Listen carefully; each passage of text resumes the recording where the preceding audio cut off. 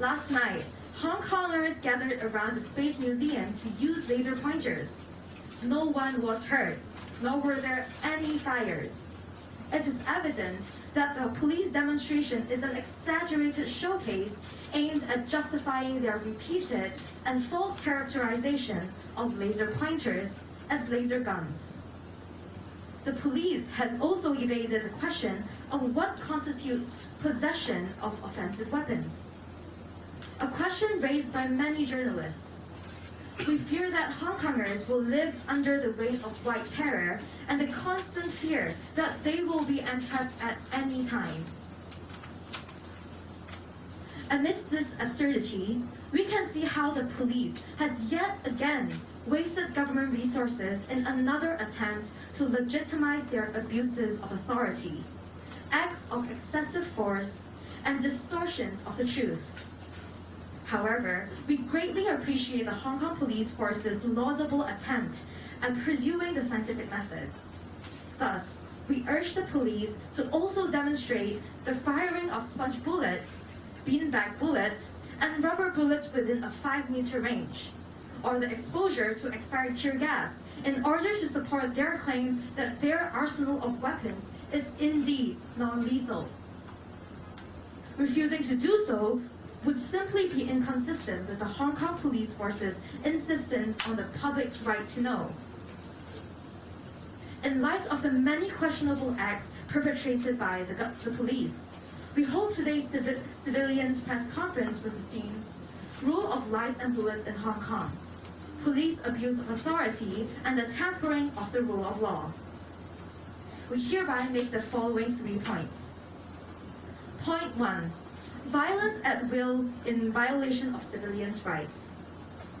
Since June, the police's use of excessive force has only worsened.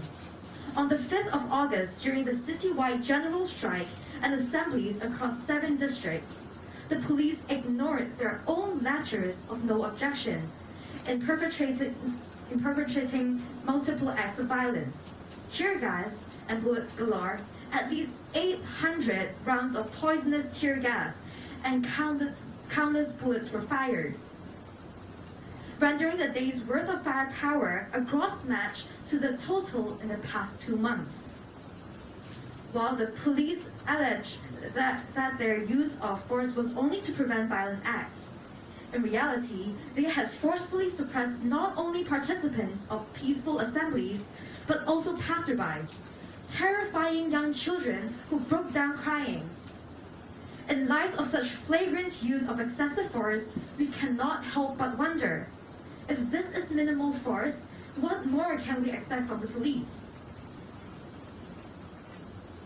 During the police roundup of assembly participants in Tin Shui Wai on 4th of August, male officers dragged away a young female protesters whose undergarments became fully exposed in altercation. This has been widely condemned as an assault on female dignity. Similar abuses of authority and acts of excessive force are all too many.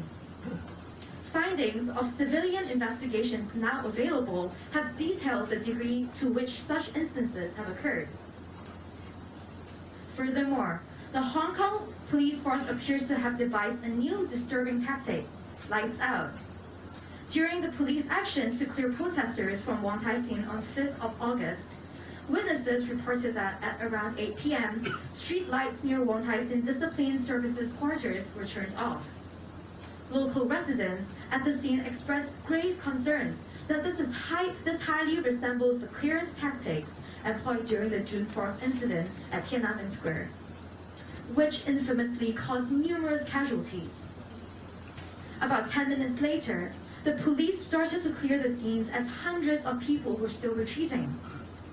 The blackout led to chaos as panicked participants ran in fear and darkness.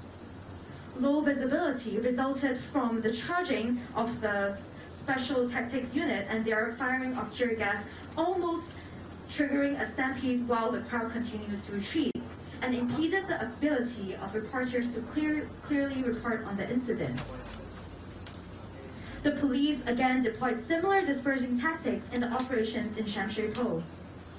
Such a tactic reinforces the view that the Hong Kong police itself understands that its own actions cannot see the light of day. We hereby stress that the continuation of such cowardly attempts at spreading fear and suppressing the freedom of press will eventually backfire on the government itself. The ultimate victim of these tactics will be the police force's already crumbling public image as an ill-disciplined and unprofessional group of people who happen to be armed with weapons. Point 2. Double standards and distortions of the truth. During the arrest of Mr. Keith Fong in Sham Shui Po on the 6th of August, the police claimed that while the objects themselves are not weapons, they can be interpreted as weapons as long as there is intent to harm, all while exaggerating and falsely characterizing laser pointers as laser guns. It was under this pretense and mischaracterization that they placed Fong under arrest. By stark contrast, during the brazen act of terrorism on 21st of July in Yuen Long, lead pipes and wooden sticks wielded by mobs in white shirt must have either been not effective enough to constitute offensive weapons or just outright invisible to the police. Yang Nai Kan, assistant commander of the Yuen Long district, went so far as proclaiming that police officers did not see them carrying any offensive weapons. The police were even seen mingling with the mobsters in apparent glee. How exactly these double standards or the police's manifest collusion with triads reflect the police's duty as civil servants to be politically neutral remains to be explained by the Hong Kong police force. Point 3. Abuse of authority at will to spread white terror. Since June, police have been carrying out mass arrests of participants in the movement, including not just protesters, but practically anyone who were present at the scene. Local residents, passersby, journalists, elected district council members, social workers, and even first aiders. On Tuesday night, elected district council member of Sha Tin district, Mr. Wong Hock Lai, was arrested on the spot for participating in a riot and assaulting a police officer.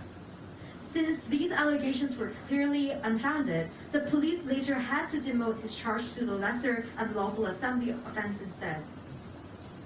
The police's arbitrary handling of this and many other arrests has now come to constitute the norm.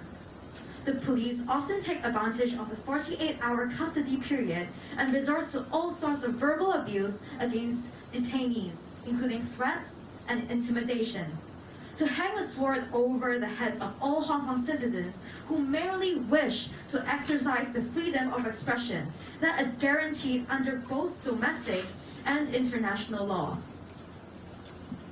When protesters are faced with internal disagreements, they have quickly learned to seek self-reflection and improve through open discussion on multiple platforms.